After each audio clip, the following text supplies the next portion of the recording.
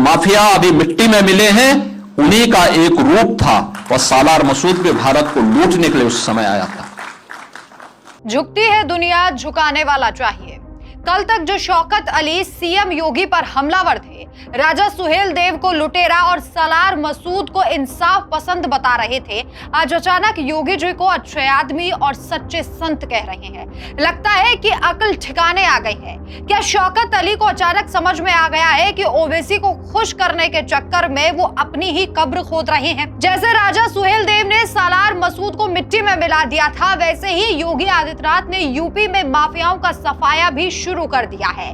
कहीं अगला नंबर उनका ना हो जाए, इस डर से तारीफ का सिलसिला शुरू हो गया।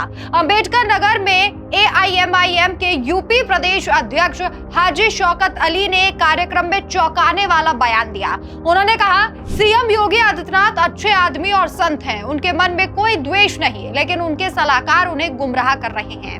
उन्होंने ओम प्रकाश राजभर को बड़े भाई भी कहा और संविधान की तारीफ भी की।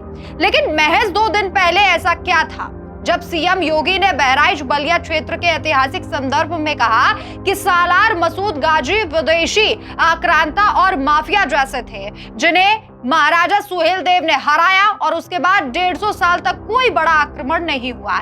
योगी ने कहा कि अब लोग सुहेल देव के स्मारक पर जाते हैं, सालार के मेले में नहीं। शौकत अली ने तब तुरंत पलटवार किया था और उन्होंने सुहेल देव को लुटेरा बताया और सालार मसूद को इंसाफ पसंद करार दिया था। एक ट्वीट में उन्होंने लिखा था, सालार मसूद के बारे में गलत इतिहास बता रहे हैं मुख्यमंत्री जी। अगर वो आक्रांता होते तो हिंदू मुस्लिम दोनों की आस्था उन पर ना होती। सुहेल देव का भारत की आजादी या राष्ट्र निर्माण में कोई योगदान नहीं था। यह बयान इतना विवादित था कि सुहेल देव भारतीय समाज पार्टी समेत कई संगठन भड़क गए। अब अचानक शौकत अली ने यू टर्न ले लिया।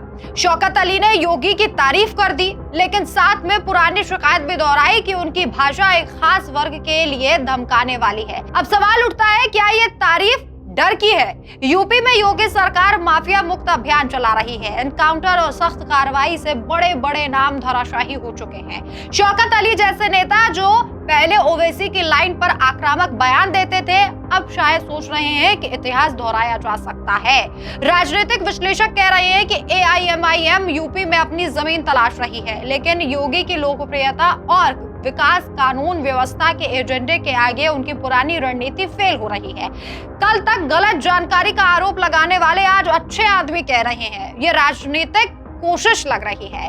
योगी आदित्यनाथ ने हमेशा कहा कि अपराधी चाहे किसी भी जाति या धर्म का हो, कानून के आगे सब बराबर। सुहेल देव वाले बयान में भी उन्होंने ऐतिहासिक सत्य को सामने रखा। शौकत अली का यह बयान इसी सच्चाई के आगे झुकने का संकेत माना जा रहा है। और अब सियासत में यू टर्न भी आम है, लेकिन जब इतिहास और सत्य को मोड़ने की कोशिश की जाए तो जनता नजर रखती है। शौकत अली को अब समझ में आ गया है कि यूपी में अब झुकाने वाला ही नहीं, झुकने वाला भी सावधानी से चुनना पड़ता है। योगी का माफिया सफाई अभियान लगातार जारी है, चाहे वो पुराना आक्रांता हो या नया माफिया।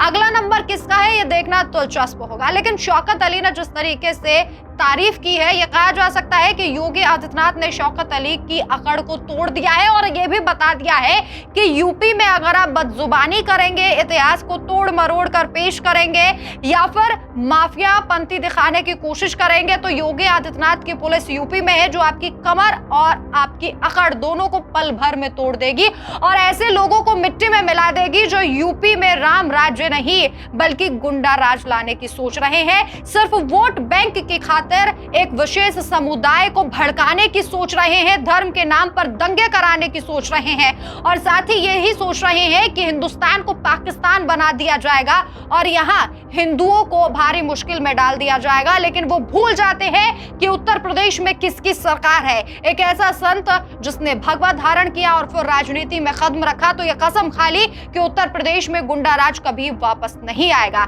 आपकी क्या राय है? क्या शौकत अली समझ चुके हैं कि एनकाउंटर हो सकता है? क्या उनको डर सता रहा है कि जो बदजुबानी उन्होंने की है यूपी में रहकर, इसका भारी खामियाजा उन्हें भुगतना पड़ेगा? आप अपनी राय कमेंट करके जरूर बताएं। नमस्कार।